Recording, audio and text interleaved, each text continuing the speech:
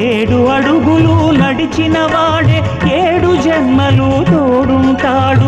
భర్తగా నిన్ను భరించువాడే బ్రతుకు దీపం వెలిగిస్తాడు. అతని హృదయం నాటి చెరామి అగ్నిహోత్రమే అందుకు హామీ. అతని హృదయం నాటి చెరామి అగ్నిహోత్రమే అందుకు హామీ. తెంచుకుంటే తెగిపోతుందా దేవుడు వేసిన బంధం? తెలుసుకో నీ జీవిత గమ్యం, పెంచుకోమానుబంధం.